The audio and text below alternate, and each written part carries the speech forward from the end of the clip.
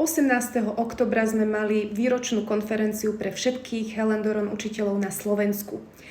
Táto konferencia sa organizuje každý rok a tento rok prišla aj samotná Helen Doron.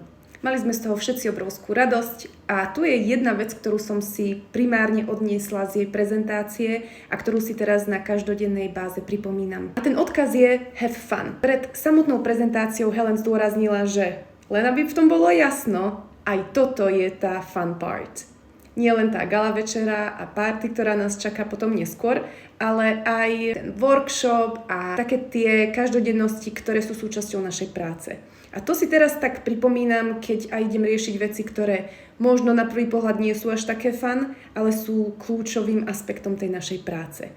Takže tento odkaz si teraz nesiem so sebou a verím, že pomôže aj vám. Have fun s čímkoľvek, čo máte na starosti. Ak by sme si zobrali napríklad varenie, tak have fun cleaning up the dishes, have fun cooking, have fun tasting,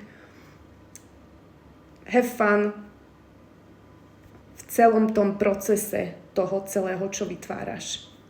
A čo sa týka nás ako učiteľov, tak samozrejme, že tá najväčšia fun je v tom, keď učíme, keď sme s deťmi, keď tam máme tú spätnú väzbu, ale niekedy samozrejme je to aj o tom, že počúvam infantilné pesničky, ktoré sa potrebujem naučiť a potrebujem si pripraviť veci a pripraviť pomôcky, možno opraviť pomôcky. Je tam veľa vecí, ktoré sú pomimo, ktoré tiež môžu byť veľmi fun.